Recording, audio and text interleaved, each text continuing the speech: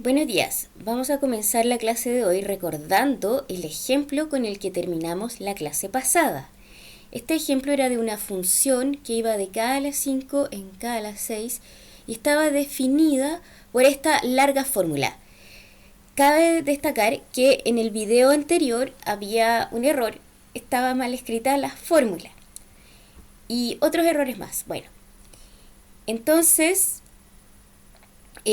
calculamos el núcleo de esta función. Voy a pasar muy rápidamente por este trabajo, lo cual consiste en poner esto como sistema lineal y transformarlo en una matriz y entonces escalonar la matriz. Una vez que uno escalona la matriz, ve que hay dos parámetros y entonces puede despejar el resto de las incógnitas en términos de esos dos parámetros. Y se llega, por lo tanto, a este sistema de ecuaciones, a este resultado de las incógnitas, y entonces el núcleo se puede parametrizar de esta manera, siendo generado por dos vectores, y su dimensión es, por lo tanto, 2. Y entonces, así calculamos el núcleo. Bien, entonces, ahora vamos a ir a el teorema que pretendía ilustrar el ejemplo anterior. Entonces, el teorema dice que siempre la dimensión del núcleo más la dimensión de la imagen es igual a la dimensión del espacio de partida. Y aquí observar que la dimensión del espacio de llegada no tiene ninguna importancia, no juega en la fórmula. Porque en el fondo, a priori el espacio de llegada yo podría agrandarlo arbitrariamente agregándole ceros, coordenadas nulas. Y entonces nada cambiaría respecto a la dimensión ni de la imagen ni del núcleo. Entonces, claramente la dimensión del espacio de llegada no tiene relevancia. Al menos no aparece de forma explícita en la fórmula. ¿Ya? Entonces, yo siempre digo que la dimensión del espacio de partida es algo así como el capital que nosotros tenemos. Esos son los grados de libertad con los cuales partimos. El núcleo anula algunos de esos grados de libertad y por lo tanto en la imagen me quedan solamente los restantes, que es el rango de la función. Pero eso es solo una imagen. Vamos a la demostración que me parece bastante ilustrativa. Entonces, esta demostración es genérica y es válida para todos los espacios vectoriales, incluso aquellos que no vamos a estudiar en este curso. Y por lo tanto es muy teórica y muy abstracta y vamos a ir lentamente estudiándola. Bueno, entonces lo primero es tomar una base de Kerr. Una base de Kerr.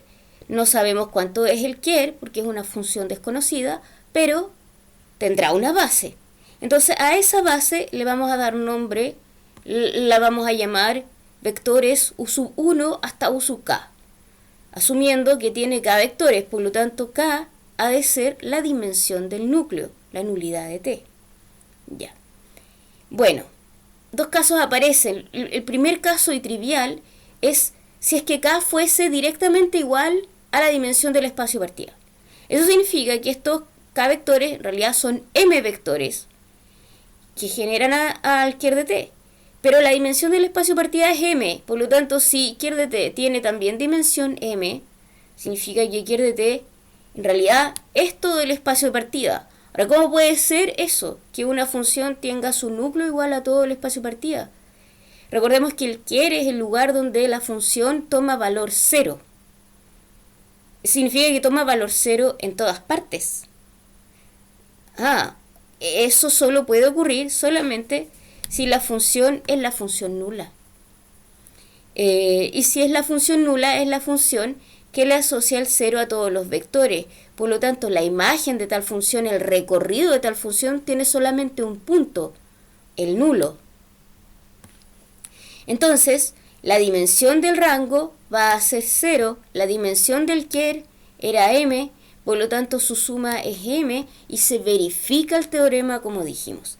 Entonces, en este caso, muy trivial, el teorema se verifica. Bien, si se preguntan cuál puede ser la función nula, bueno, una función que a todos los vectores le asocia el 0 podría tener esta fórmula. Por ejemplo, si es que fuese de k a la 5 en k a la 3. Entonces la fórmula sería ignorar las variables y poner un 0 simplemente en todas las coordenadas. Avancemos. El otro caso es cuando K es menor estricto que M, es decir, el núcleo es un subespacio estricto del espacio completo. Es decir, hay vectores fueras. Cuando tenemos una base que no es base del espacio completo, siempre la podemos completar. Y eso ustedes lo saben porque lo tuvieron que hacer en la evaluación 1. Entonces, podemos completar esta base agregando los vectores que faltan. Los que faltan para completar una base del espacio son m menos k. Y lo hacemos. Entonces, vamos a llamar u sub k más 1, u sub k más 2, hasta u sub m, los vectores que vamos a agregar. Por supuesto, estos vectores no los conocemos porque, de hecho, en el ejercicio no conocemos nada, pero sabemos que los podríamos definir en un caso concreto. Por ejemplo, en el caso anterior, el núcleo estaba generado por estos dos vectores. Son solo dos, así que necesitamos tres más. Resulta que al ojo uno rápidamente se da cuenta que si agregamos estos tres vectores, vamos a completar un conjunto linealmente independiente y por lo tanto va a ser base del espacio K a la 5, que es el espacio de partida en este caso.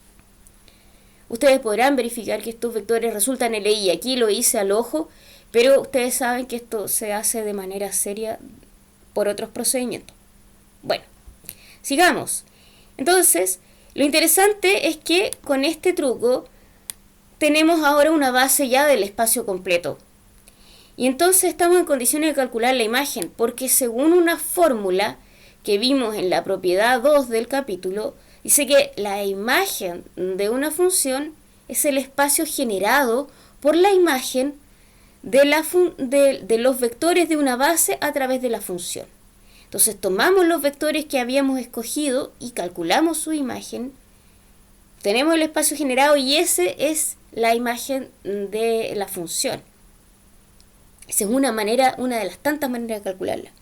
En este caso, vemos que como los primeros K vectores están dentro de la base del ker, por lo tanto, la transformación se anula en esos vectores, entonces la imagen de estos vectores es el nulo del espacio de llegada. Y la imagen de los restantes no la conocemos, así que la vamos a dejar tal cual. Lo interesante es que ya sabemos que el nulo nunca aporta nada a un espacio generado. Es linealmente dependiente de cualquier conjunto vector. Entonces, lo podemos eliminar sin perder nada. Y entonces la imagen de T es solamente el espacio generado por la imagen de los vectores que agregamos. Justamente aquellos vectores que no estaban en el ker. Fíjense que aquí justamente en este conjunto que agregamos hay m menos k vectores. Eso era lo que habíamos dicho antes. Y justamente esa es la cantidad que necesitamos agregar para que se cumpla el teorema. Por lo tanto, si lográramos demostrar que estos m menos k vectores conforman una base de la imagen, es decir, si estos m menos k vectores fueran linealmente independientes, entonces habríamos demostrado el teorema, porque la dimensión de la imagen entonces sería exactamente m menos k. Entonces nos abocaremos a demostrar que este conjunto es linealmente independiente. Vamos.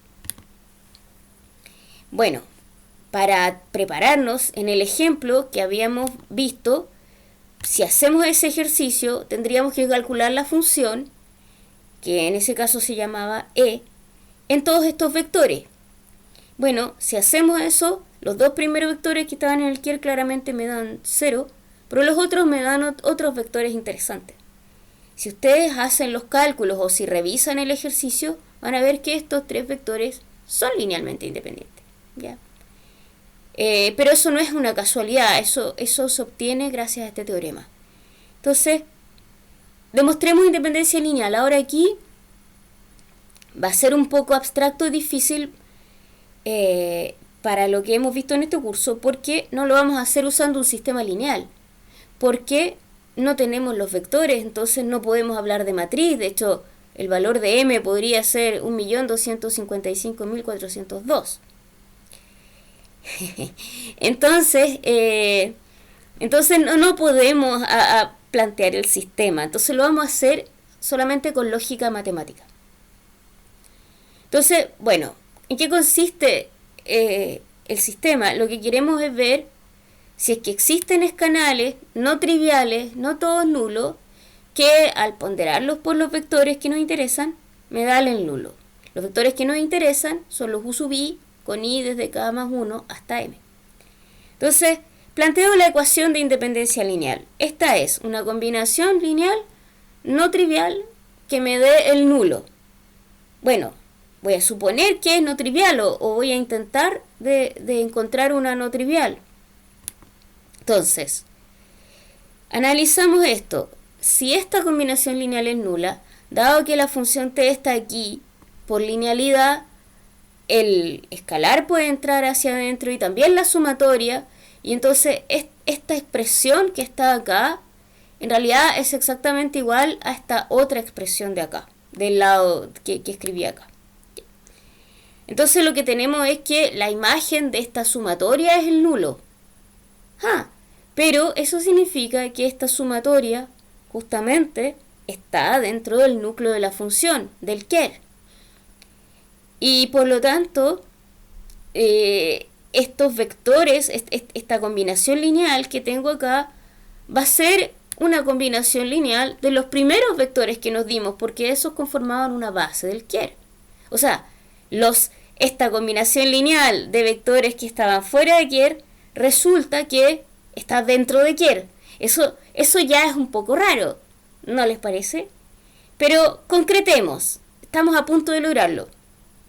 Entonces, ¿qué significa que este vector, que es la sumatoria, esté dentro de este espacio generado? Significa que es una combinación lineal de los vectores que están dentro. Eso significa que existen escalares tales que los pondero por los vectores y me da el otro. Entonces acá tengo la combinación lineal que me tomé inicialmente de los vectores desde k más 1 hasta m, pero resulta que esa combinación lineal es igual también a una combinación lineal de los primeros k vectores. Bien, puedo pasar esta sumatoria restando hacia el otro lado, y entonces lo que obtengo es esta resta de sumatorias acá que da el nulo. Entonces, si nos fijamos bien, acá estoy tomando una sumatoria que va desde j menos 1 hasta acá y continúa acá con otra sumatoria desde i igual k más 1 hasta m. Es decir, aquí tenemos cada uno de los vectores de la base multiplicados por un escalar diferente y todo eso me da 0. Pero son vectores de una base del espacio. Por lo tanto, estos escalares tienen que ser los nulos, porque al ser una base, la única combinación lineal que me da el nulo es la trivial. Es decir, los escalares son nulos. Bien, entonces eso implica que todos los escalares son nulos, tanto los alfa como los lambda. A mí me interesaban los lambda, no los alfa, pero con esto me contento. Ya sé entonces que los lambda eran nulos. Entonces, recapitulando, partimos suponiendo que teníamos escalares que me daban el nulo y logramos demostrar que esos escalares necesariamente tienen que ser todos nulos. Eso es justamente haber demostrado que el conjunto de estos vectores es linealmente independiente. Por lo tanto, la dimensión de la imagen es m menos k. Y si ahora calculamos, tenemos que la dimensión del ker más la dimensión de la imagen es igual a k más m menos k, por lo tanto es igual a m, que era lo que queríamos demostrar. Y con esto termina el capítulo de transformaciones lineales. Así que cuando quieran, tomamos otra evaluación. Buenas noches.